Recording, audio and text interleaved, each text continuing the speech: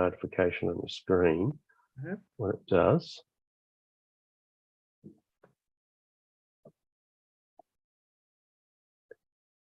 Right, meeting is now streaming live on YouTube. There you go. It came up there, so I've lost. Can't see that now. There it is. There we go. So here we are. Very good. Andrew, we are now live for our first trial. It's a Wednesday night, obviously, and you've got a guest there. Special guest Sam, which was completely unplanned.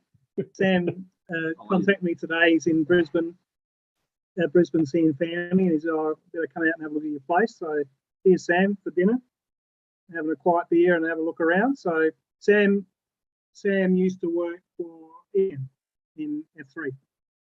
Condolences. I wouldn't say that. No. Yeah. So whose cars did you work on? Roland Lake. Yep. Yeah. Did you work on Magros? Never did him. Yeah. Remember Nathan? Yeah. Oh, yeah. Nathan Kumar. Who's now. Yeah. Nathan's running. I see he's running in LMP3 or something. Oh, is he? I thought he dropped off the radar. So that's not too long ago then. Yeah, no, he because I went out and helped him at Queensland Raceway last year, and they're running a guy called Mitch Nelson, who's Right. they're involved. Him and his old man are involved in radicals and LMP cars, and Nathan's mixed up in that. He's been doing quite well apparently. Oh, very good. Must have found his motivation somewhere. Well, I lost sort of contact with him. I don't know what he's up to. Yeah. All right. So what do you think of Southie's place? Well, pretty good having a race track out in your backyard. Yeah. No, I think it's a bit of jealousy brewing there. That's for sure. So we had a bit of wind last Friday, and I was out in town doing some shopping, and the neighbour rang me. So I heard a bit of a bang from your place. I think you got a roof sheet flapping. So I went up there when I got home, and the entire roof of the canteen is on the ground. Yeah, right. So I got the trusty XL and parked that on it so it didn't blow away. And they come up the next day and did a lot of head scratching and parked the water truck on it. So coming up today to do something to make good. Yeah. And so the Excel, does that have a tow bar on it, so it can be a bit of a utilitarian vehicle as well, or? No, it's a race car. Okay. Well, the Excel, like it's not logbooked yet, but the latest one that I've built is caged and 95% ready to go, and I ran that at Wollonga Hill Climb just before Christmas, and I left the tow bar on that. Okay. Yeah. Well, I don't know. It just complements the tow sticker that goes in the middle of the back of the car. It just made a lot of sense to me. And okay. Get that, you try and fix up the weight balance between front and rear. Help the car swing around a little bit. I don't know. Mm. Also, it's just another. I was trying to build a car pretty quickly, and there was 4 bolts to be removed, and they didn't need to be removed. Therefore, I left them in place. I'm surprised you're allowed to leave it on there. Oh, I don't think it's not. As I say, the car's not logbooked. It's still got a couple of things to be done. And look, and it was a hill climb, so you can run a road car. So yeah, okay. Yeah. All right. Well, saves putting a hook on it, doesn't it? Yeah. Well, that's right. And I could have used it as a recovery vehicle. I did gift a tow bar off a car that I stripped a while ago to. Do you remember you would have come across Felicity? She's quite often scripteering and other volunteer roles down here. Does a bit of circuit race stuff. Anyway, she's definitely a committed volunteer, and she's tied up with the Southern District Student Development Program. But I gifted her a tow bar one day, and she was stoked because they drag, with a chain and some pallets behind it, they grade the track. So I know of Scrutineer or something. Felicity Wood, I think it is. And she races an XL? Oh no, she doesn't. She doesn't sort of race in circuit racing, but she's probably involved in grassroots stuff. Southern Districts Car Club primarily, or I recall. But But Have they she's still got? Have they still got that track down Norlunga way? no. So the landowner there changed or wanted to do something else with it. Don't quote me, but they bought some land, ironically, up in the same direction as Walkie Park, and that's Oh, yeah. called Mid Murray Motor Park or Motorsport Oh, yeah, Park or yeah. something like that. Yeah. So yeah, Near Truro. yeah, that's right. So yeah, Mid Murray is Southern District's facility, and Walkie Car Club have still got Walkie Park.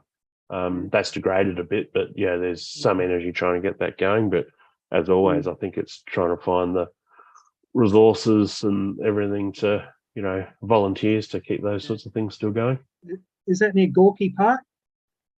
I remember Gorky Park. Isn't there a song about that or something? Okay.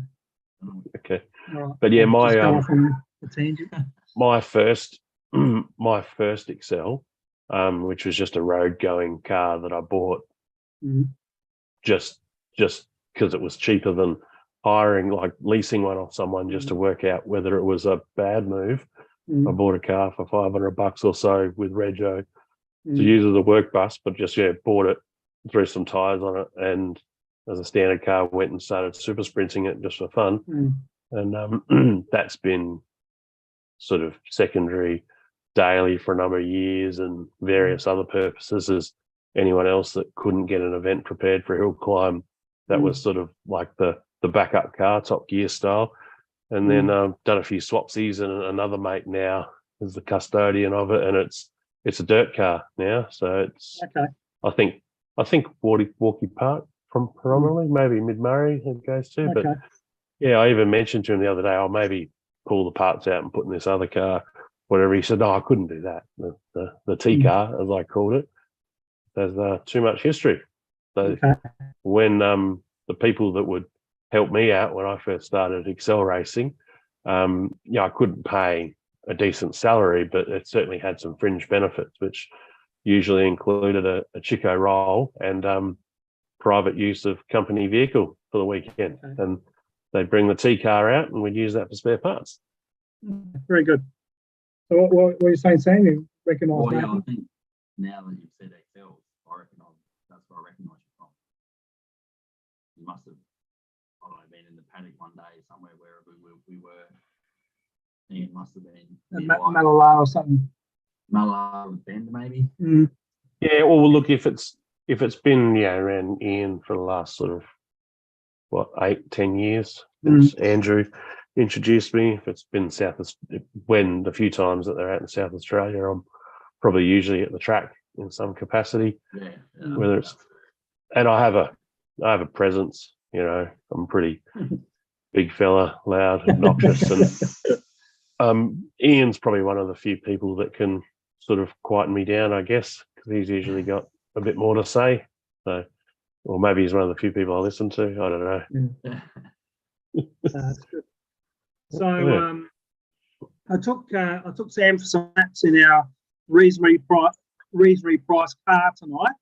Yeah, I'd like to hear how someone pretty dark. sort of fresh could go compared to the seasoned campaigner like yourself.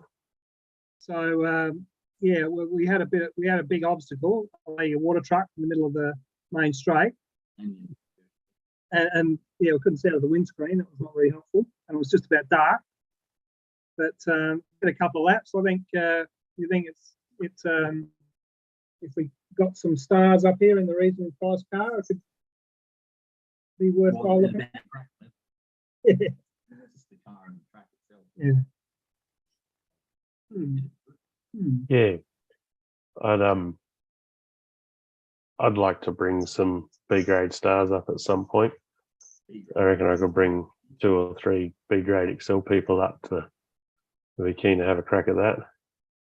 They're pretty rough on the gear though. That's the challenge. Well, as I say to everyone, I've got people come up here and they park all their utes up there as a bit of a grandstand and have the eskies and the food going and then the stopwatches come out and I say to people, you crash it, you own it. Yeah. And I've just about seen it go upside down a couple of times. I've definitely seen it go off the track. Yeah, no, It's, regardless, we'll be able to send up a bit of a care package. Probably got some old spec cages or seat mounts and stuff like that kicking around. And well, we don't want to get too carried away, do we?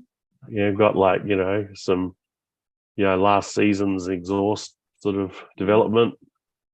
The things that we probably want to trade would be for headlights and indicators that don't have broken tabs. Yeah, well, we can look at that. But I think, when I watched the Goodwood Festival of Speed, the old Goodwood track doesn't have any curbs on it, or No. virtually no curbs. And you notice that people stay on the track. And, there's an argument that says that, in sedan racing, people take all these risks because they feel safe. They've got a cage and, they've got all this safety gear. That's the reason why they take as many risks as they do, because they know they're not going to get hurt. Yep. So, if we operate on the basis of, well, there's not a safety gear in there, put a helmet on, and you crash it, you own it. Don't crash it. Most people think about it a bit more. Oh, maybe we could go as far as putting a spike coming out of where the horn button would normally be, and Well, but keep it simple. But it's a level, as like Sam said, you just, we've had people come up here and everyone thinks they're a racing car driver, as you all know. Yep. And it's a bit of fun. Yeah, very good. What's a lot of I'm trying to think what other news there is. Obviously, a bit of news that I mentioned. I don't know, has the Top Gear car got a cage in it? I don't know if it does. I can't remember. It might have something in it just to mount the camera. What do you reckon, mate? Has it got? I don't know if it's got a full cage in it. I know it's been crashed. They crashed one and then they got another one. Which one was that? That the reasonably priced car in Top Gear, has that got a cage in it? Yeah. Well, maybe the first series, I'm not sure, but then thereafter they had, they certainly had cages in them, and I was under the impression that they had a couple of them. Towards the end, they all might have looked the same, but yeah. Well, yeah, interesting one. But anyway, we'll look at that. But it's an option. We can have a bit of fiddle about with that. But it'll be like be a bit like Top Gear. Sometimes you'll be in England. It's sometimes it's raining, so you have a wet lap.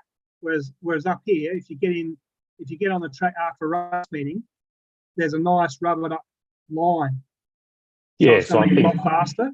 That's going to be another condition, though. You're going to have to say that it's a rubbered up track versus a dusty track versus a wet track and versus a water truck track.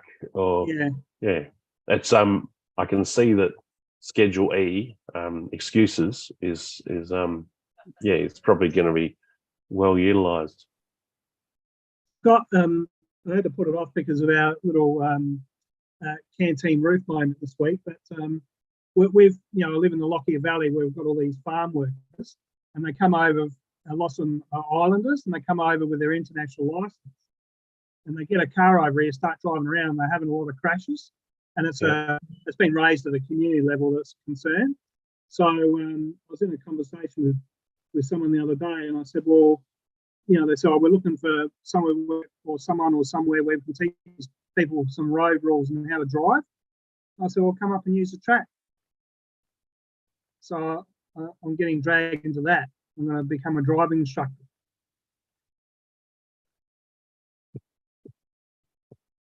And trust me, English is, I'm not even sure it's second language. It's probably third, fourth or fifth. So it's going to be interesting. Yeah. You'd be reasonable with hand signals, wouldn't you? Well, try explaining the operation of a clutch with hand signals. Yeah. But still, I'll be honest though, I don't think just certainly telling someone in a classroom how to operate a clutch doesn't really help either. So, No. yeah, it all comes down to experience and feel. Yeah, Maybe that's something else we can drum up for you. Some secondhand standard clutches. I've probably got a few of those in boxes. yeah. Well, the one in the centre's not too bad, and it's certainly been toasted a few times. I had a guy the guy that's doing all my 3D scanning on my Tirana project. They come up for a barbecue, and he brought his son, who's got his license, got a car, and is driving around on Brisbane roads. And he did a couple of laps, and instead of using the brake pedal to slow down, he was using the clutch. So I'd come to a corner and like push the clutch in as a means of slowing down. But of course, he's not pushing the clutch in all the way, he'd only push it in part of the way with his foot on the accelerator at the same time. Oh, So we're right. around these corners, we're going, whoa, whoa. You know? And so I had a little quiet word with his father's ear. I said, how's the clutch and the pulsar going? His road car. Or do I need to look at that? I said, well, you might need to spend some time with him. Yeah. Well, I think some of the race drivers do that a little bit, just keep them up on the cam. But yeah. Well, that was Senna's old trick with the turbo cars. He used to, Yeah. pedal the throttle around the corner to keep the boost up. Yeah. But I'm not sure that using the clutch is all that good for it. No. But it'd be fairly forgiving, you'd think, on dirt and whatever. It's probably only shortening the clutch's life by another 100,000 Ks. Yeah, well, we've got 250,000 on it now, and I'm sure it's the original. Well, if that is the original, that engine's probably making good power then. They usually come good at about 200. Yeah. It's That's got a bit of Matt Gilmore, don't you? I know of, but yeah. Yeah. So he does like you do. He builds Excels and gets a phone call on Monday. I've crashed. You've got a shell for me there. Yeah, I've got one here in the yard. Come and get it. And anyway, so he come up. Come up for a barbecue, and I started up. He said, "Oh yeah, lifters are working. I can hear them.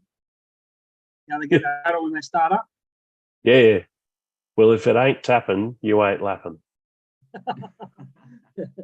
That sounds a bit like my barbecue. If you're looking, you're not cooking. No, they've always got this terrible lifter sound. And look, obviously sometimes they can get really bad, but when you hear one that's really smooth, you're like, well, hang on, what's going to happen? Is this thing going to blow up? Power. It's got no horsepower. The other interesting thing I learned about XLs that I didn't know from a driver training perspective is that the brake boosters on the passenger side. Yes, and there's a rod that runs inside the car. Correct. Across to the brake pedal. So all you need to do to put a passenger side brake pedal in, it's just weld or attach one onto that rod. Correct. Yeah, you got to get under the dash and whatever. But yeah, it's reasonably straightforward to go and weld on a secondary brake pedal. Yeah.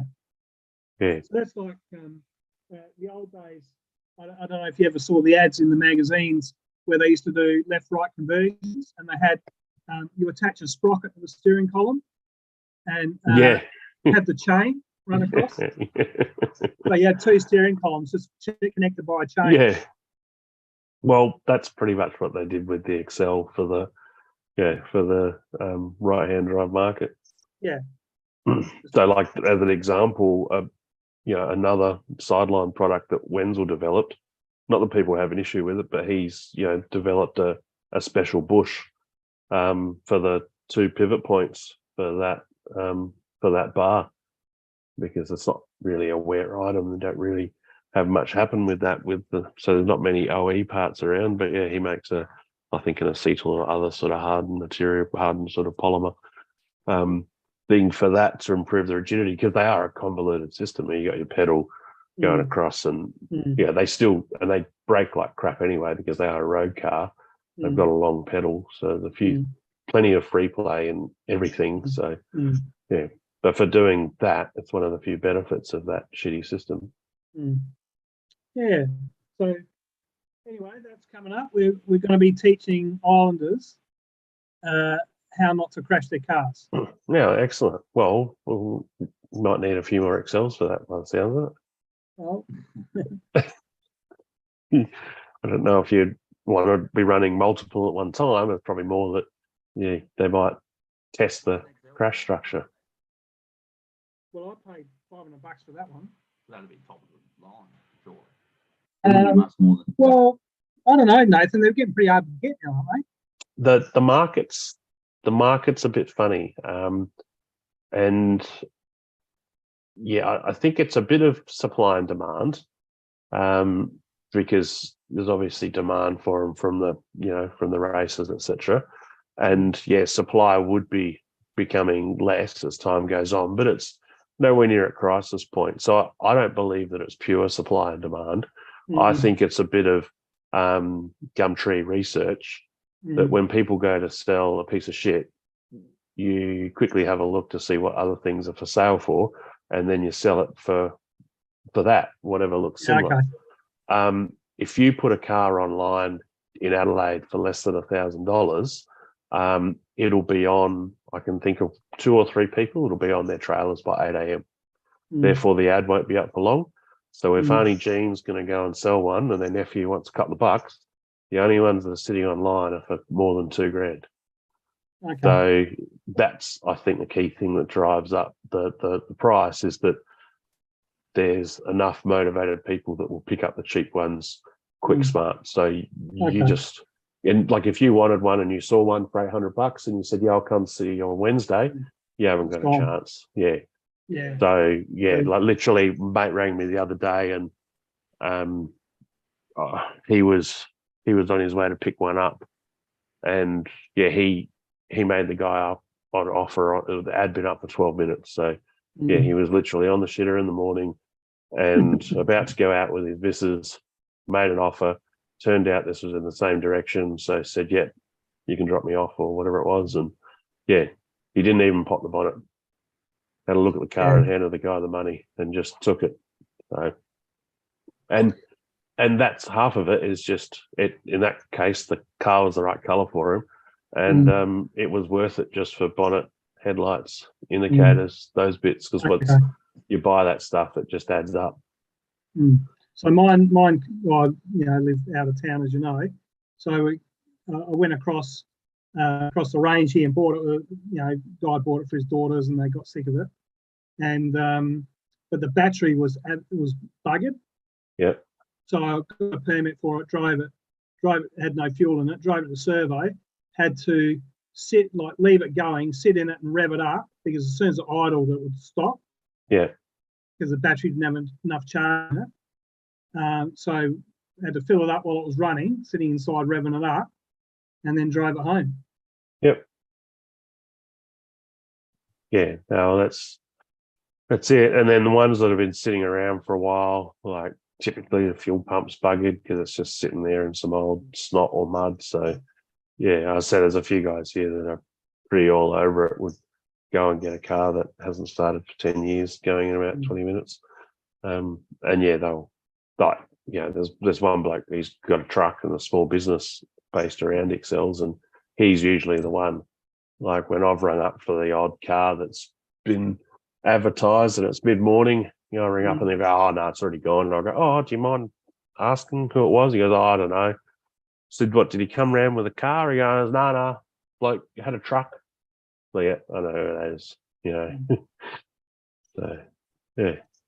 So yeah, if you do, one benefit though of being a bit out of town, like you're not always going to be for sale there, but they might be less convenient for others. So, if you saw one for less than $1,000, and it was convenient to grab, I think it'd be a no-brainer just to grab for bits and bobs anyway.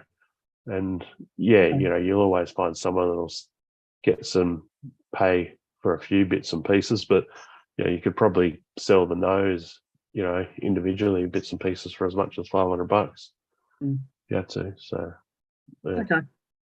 All right. So just on other matters, we're talking to Sam tonight about our mutual friend Adam that used to also work with Ian, who went to America last year to see his brother's wedding. And his brother works for an Indy Lights team. Okay. And Sam had a couple of interesting stories about how they run their teams over there. Yeah, so they've got just like a guy in. You're a bit far from the mic. I think. I don't know if, yeah, swap seats. Is that better? Where is the mic? You point the mic. There's a mic on the laptop, or I haven't got a, I'll have to get a remote mic. Yeah. but you're quieter now. All right. Where is the mic? I don't Oh, know. that's better. It's probably Okay. somewhere in the laptop. Anyway.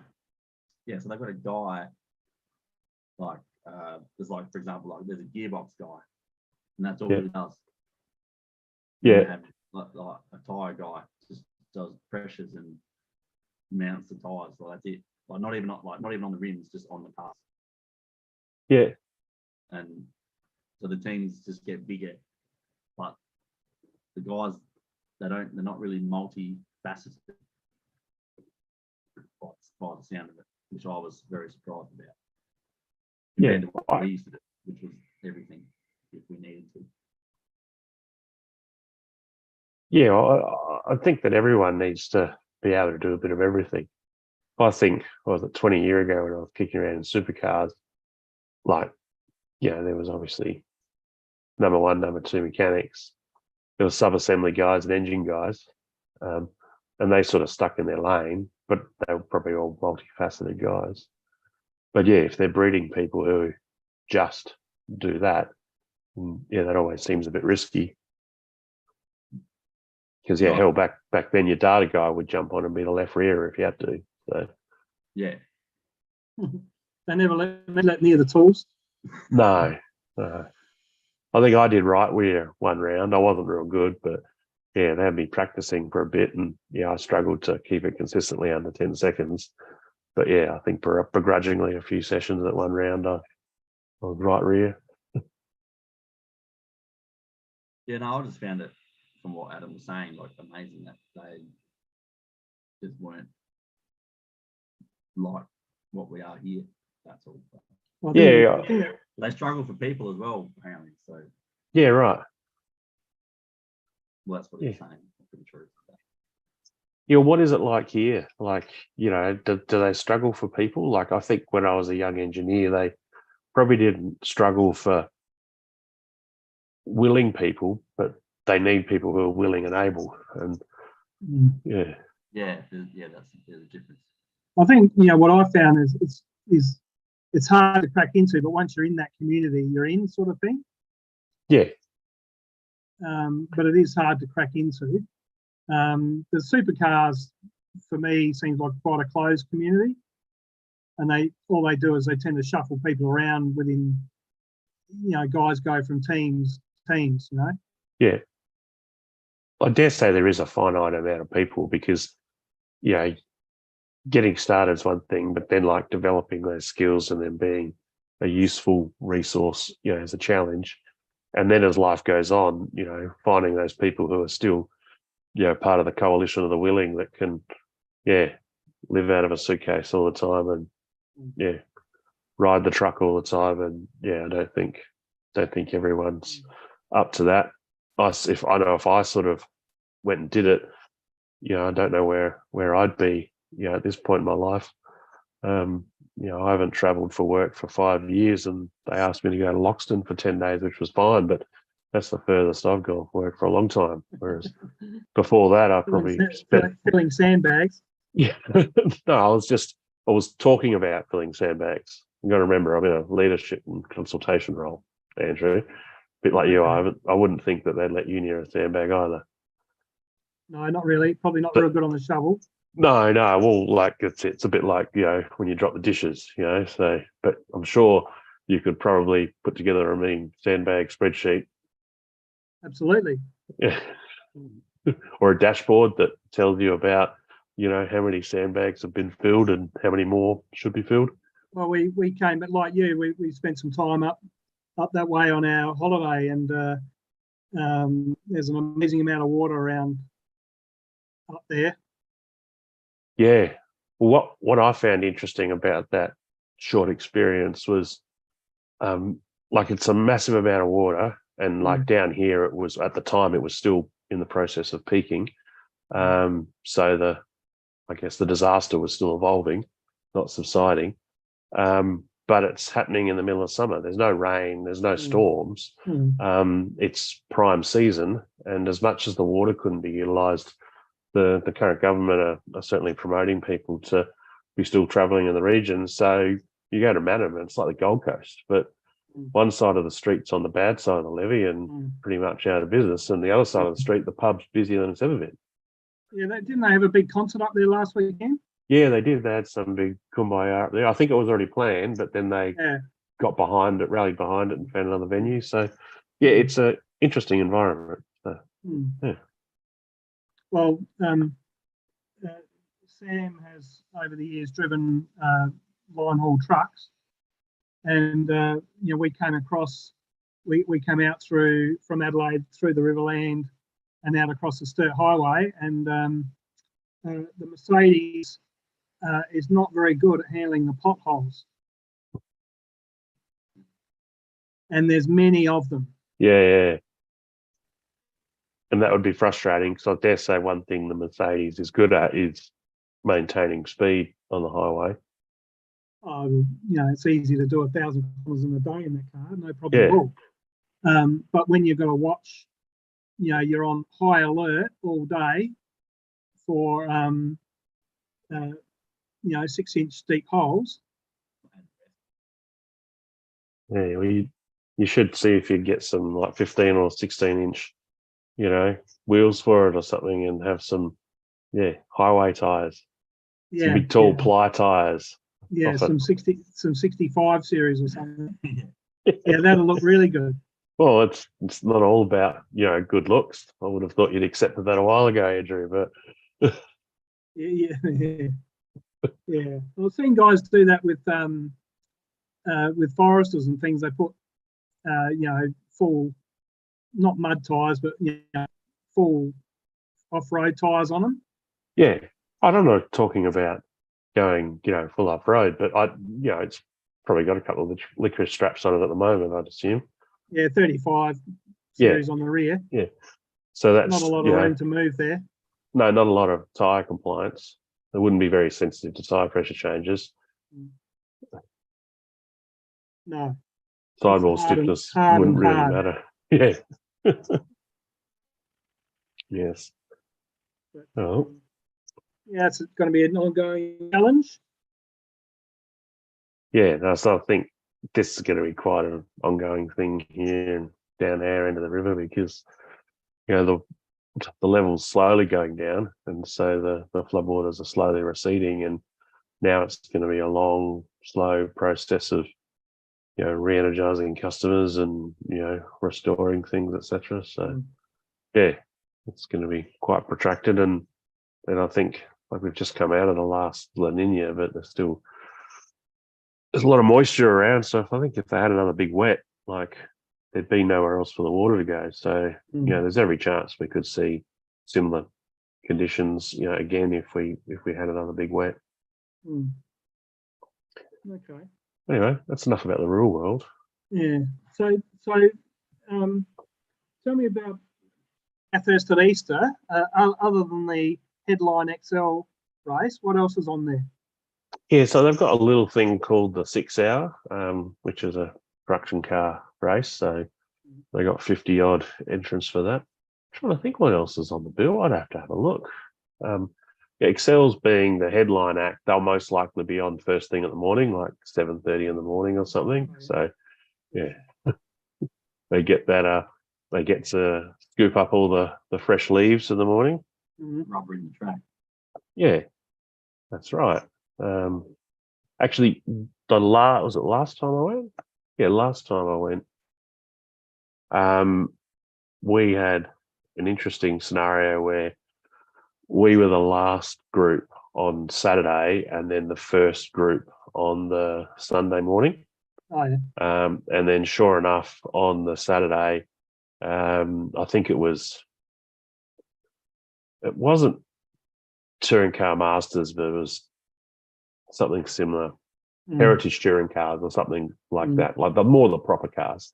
But yeah, someone had a mischief, whether self-inflicted or hit something, but either way, it dumped its whole sump, and that's probably got 12 or 14 litres in it, you know, managed to dump its whole sump leading into turn 2. Yeah. So that was pretty cracking, and we were sitting in form up for what felt like hours, but maybe it was 40 minutes as they were doing a cleanup. And they kept saying, look, there's going to be a delay, they're still doing a cleanup, and there's a fair bit of mess. And I was doing the old fingers looking out towards the sun on the horizon, and I was soon running out of fingers, thinking they're going to call this. And of course, my frustration was that especially being, you know, one of the leaders in the category from the admin side and like close to the organisers, etc., I could see that they'd cancelled this race, and the fact that we're on first thing in the morning, they can't give us another race, you know, and there's no extra time, so it was going to be a bit disappointing, not just for me but for everyone. And then one of the form-up ladies started walking back down the grid again, and I thought, yeah, this is it. They're walking down to tell us all to turn around and go back. And young Scott, who was crewing for me, he came trotting back over today. She's told you to turn your headlights on. They want to check everyone's lights. Yeah. And so we had a twilight, like a dusk race. Yeah. At Bathurst. And I think other than people that have done things like a 12-hour, like I don't reckon many people would have had that experience. So that was very cool. So that was one time where, being a support act, we just got away with it. I think another 5 or 10 minutes, we would have been, you know, at the pub crying into our beers. But coming across the top of the mountain, and you get to see just typical regional New South Wales. It's just people have got their fires going and paddocks and shit for miles, and it's quite pretty scenery. I probably should have been focusing on the track, but exactly. Well, that's what everyone said when I came out. I said, "Oh, it was such a good view coming over. You could see, and you could sort of see the smoke in the air because of people's fires, and the green, the light was really cool." And people, that's the second lap while you're looking around. Yeah, well, look, you know, when I'm coming somewhere between 35th and 45th, it doesn't matter. Like, you know, but so someone that we know, Simon Wenzel's got a Guernsey, so he'll be making sure his car's reliable. Probably won't bolt any more speed into it, so he'll be probably happy running around the similar place that I did. But ticking it off the bucket list to go and do that race weekend at Bathurst. So that's pretty exciting. So a couple of things. Formula 3 did that meeting a few times. Correct. Probably so it's always 10 years ago that Easter weekend. That's that same meeting. Yeah. And I remember a couple of things from around that time. They used to have a support category, which was like the New South Wales touring cars or something. Right. Was basically, the guy that was winning that was in a hatchback Tirana road car. Oh, and right. I think it had an LS in it or something, a 5-speed box or 6-speed box or whatever.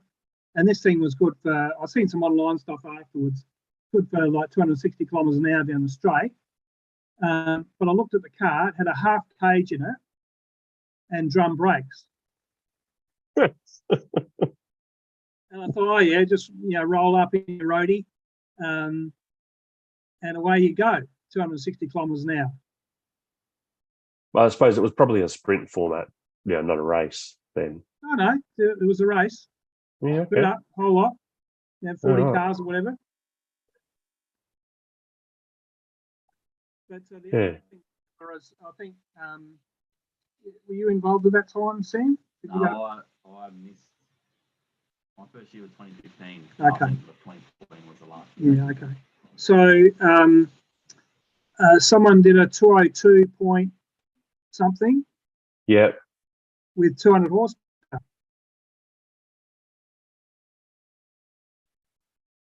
So that's not a bad effort. Which car was that? F3 car. Yeah, but was that one of Ian's? I remember the story because I remember talking at that time. He was. Yeah, I think it was a Gilmore car. Yeah. And they didn't win the race. They come second or third, but they got the fastest lap. It was a 202. This is back in like 2014 or something. Yeah. And we suspect that's why we're never allowed back. Yeah. what have the S5000 done there? Oh, something similar to 01 or something, but Y- they I got think their horsepower. They got their horsepower cut back. Right. What, for Bathurst or in general? Yeah, For Bathurst? yeah, Yeah. yeah. Well, it makes Yeah. sense because it's all straight line. Yeah. And without sort of taking away from the track, like it is a straight line track. It's Well, it's got one big straight. Got lots of corners as well. Yeah, it's got lots of corners, but like I think the most important corners are Forest Elbow and then turn one. You know, there's the rest of it, there's not a lot to be gained, fair bit to be lost. Certainly like watching people, driving on the ragged edge across the top, but it's other than the serious categories, it's pretty easy to sort of hold your ground there. But yeah, I found that I didn't really pay much attention to that, didn't overthink it, and was just, having a bit of fun. But yeah, I found from turn 2 through to Skyline, I could pick up a couple of spots. I could probably pick up 1 or 2 coming down the hill as well. But yeah, from Forest Elbow and then particularly the run back up the hill, just not getting that good run off turn 1. I'd lose 3 or 4 spots on each bit. But I think net position, I didn't lose any spots at a race. But geez, there's a lot of overtaking. The other funny thing I remember from that time was, we had the cameras on the cars, and I remember the first weekend there, we were watching the footage from the camera, and there was a whole bunch of us lined up in the truck watching this video, and the cars, they'd go from the cutting right up through across Skyline and down into the dipper. So they go down, I think they call it the S's. They go down the hill there before they brake. Yeah. And there was 5 or 6 of us lined up watching this video, and we're all pressing our brake pedal on the floor of the truck. Because we thought, okay, that's pretty impressive to go all the way across the top flat. 100%. McPhillamy Park, the whole thing, all flat. But then you think, you get to Skyline, you think, they'll brake over here somewhere. They're not braking. What's going on? Yeah. And they brake right down that hill. Yeah, that's the bit that's quite uneasy from my perspective. I'm not a confident enough driver, but yes, certainly that's where you really didn't need to brake. But when you can't see the road, you just can't help yourself. You've got to tell your brain to keep your foot down. I've heard of guys that put their left foot over their right foot. Yeah. Their brain's telling them to lift off, so they use their left foot to hold their foot flat. Yeah. That's classic. I don't know if that's true or not. It sounds good. Yeah, no, it does sound good. But yeah, anyway, so Wenzel's pretty chuffed with that. Caught up with him the other day and was kicking around in the workshop. He's working on this. I won't try and say what it is, but it's a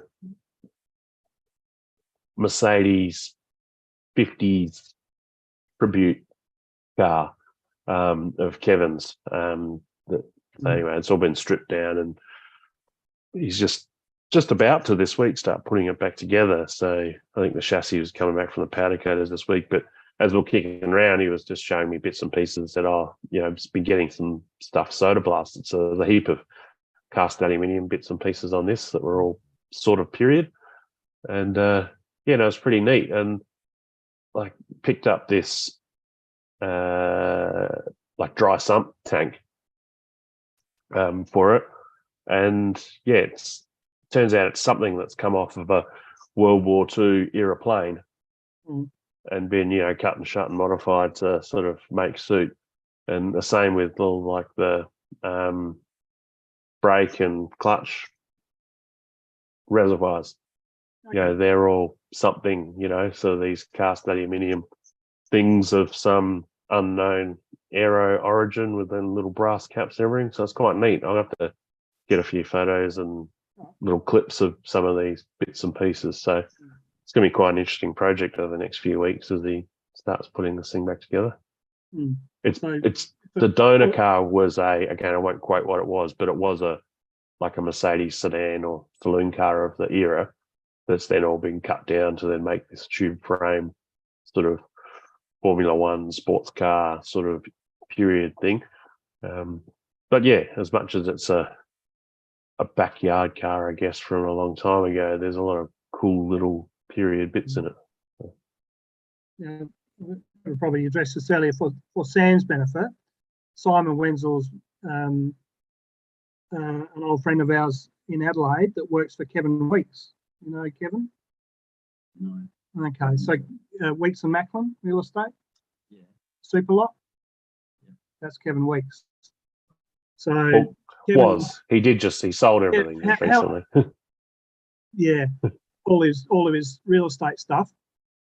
Yeah, Superlock sold as well. Yeah, but Kevin's been around for a long time. He's raced Formula Holden, saloon cars, done a lot of Targa stuff, GTs. GT. Interesting character, very wealthy man. Interesting character, quite dedicated. Definitely. When everything lines up. Yeah, there's certainly been some times when things don't go well. He'd probably rather be somewhere else, and unlike us, he goes to that somewhere else. But yeah, there's definitely some interesting stuff in the toy shop. He's hoping to get. What's in at the moment? He's got a Lambo. Well, he's got a couple of Gallardos. So there's what was the tarmac rally car. I guess they still generically call that the rally car. But yeah, that's been developed for many years as a target car, but then way beyond that to it's a sort of an outlaw hill climb car these days. I think it's got a Hurricane engine in it these days because they had a couple of turbo setups on it, sort of making north of 1,000. And then it was just thermal management of that was just too tricky when they took it back to the track. And then I think the last iteration had a bit of a freak oil problem, and I think they all cracked the shits. And because that earlier V10 had a few issues, so that's gone naturally aspirated. Later model engine now. He's got a GT spec Lamborghini Gallardo, which supposedly drives very well. It's a nice balanced car to drive, but through the BOP stuff of the era is actually a fair way down on drive compared to some of the others. He's got a Roush GT40. That's a very cool car. I guess the last era of the second generation. Yeah, the second generation. The modern GT40 before they did the latest thing. And there was, Roush did,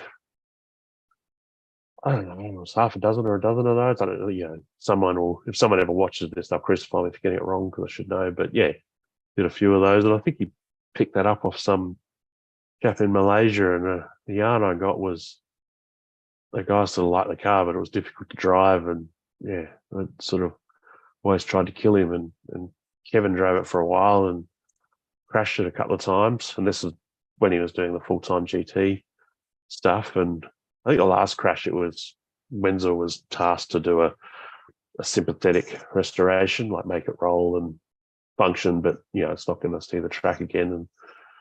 And it was a big job. Like the whole rear subframe was just cut off. Like it was just a tub. And Sorry to interrupt. He changed his. Go on. So for Sam's benefit, this guy Simon, he's the sole guy in the workshop that looks after all this stuff. Yeah. And all these crazy ideas to do all these things to Lamborghinis and whatever. There's been Brad in there. Brad's been in there like going off for a bit. But for the last, 10 years, it's been pretty much Simon and a bit of Brad. Before that, like after my Team Dynamic days, it became quite a big operation because Oscar Fianotto went over there. And then they had a team of sort of 6 or 8 people that were permanently based there. My mate Floody, was over there, and that was when they were pretty big on that tarmac rally program. So it was a pretty big operation running out of the Levi's factory there, and yeah, it's certainly quietened down. And then yeah, primarily sort of Simon and Brad did the engine development, and now it's a hobby shop. So, but yeah, that GT40 came back out on the track a couple of years ago, and yeah, again the yarn there was, you know, I think Kevin got out of the car and said, "I remember why I had this car." It's quite a brutal thing, but yeah, it's a very nice thing. Looks pretty cool. It's got all the good bits in it. Yeah, so I think it's got his 911 tarmac rally car. So that's yeah, I guess a typical thing, but the attention to detail and making stuff go fast on that, like one of my favorite things. Wenzel likes to show me little projects he's worked on over the years, and you know, you always get excited opening the door, and when people get excited about opening the door, they're going to show you how well it opens and closes. In this case, it's showing you how much it barely works because it weighs nothing. There's nothing left to it. And I think he said he put 1 or 2 weeks of labour into the wiper motor. So it's got a hollow shaft and took some windings out of it and all that sort of stuff. So the attention to detail in every component of the car to shed some weights, yeah, pretty impressive. Yeah, and there's some other bits and pieces around there, but yeah. Yeah, well, he's been doing a few different things because he went and worked for Oscar at Super Shock for a little bit.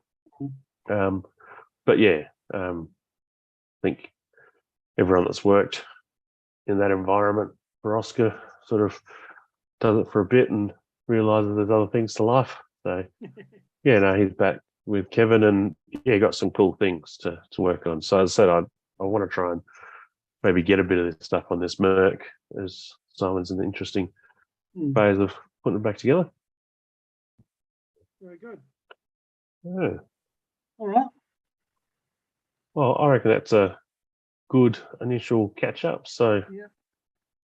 We'll Very good. We've got a special guest, so it was good. yeah. No, that's right. You know, I'll get a remote mic and whatever for next time. We'll get that sorted out. Yep. And, yeah, and then like as we'll go on, we'll nitpick at what we do, camera and lighting wise, etc. But yeah, I think we'll come up with some, you know, 1 or 2 topics to focus on, and yeah, have some 20 to 40 minute chats just to tick some content along, and then we can start rolling out some of the stories of progress of your projects or some of the stuff we see going on here. Have you had a chat to that your videographer on the Gold Coast? No, I haven't got that far yet. I have spoken to a guy here locally, just about some of the ideas. Now he's in a similar position to me with, you know, a couple of quite young ones at home, but yeah, full of enthusiasm for ideas and isn't too far away from me geographically. So yeah, we might be able to work on some things through the year. Right. I think it'll take a bit more till we get stuff happening sort of out on track and whatever, but yeah, we'll chip away. But any content that you can generate to sort of bring into these things to break it up would be great. No problem. All right. All right, good on you, Nathan. Good to chat. I've thrown the link back in your messenger, and you can go and look at yourself at your leisure. Look forward to it.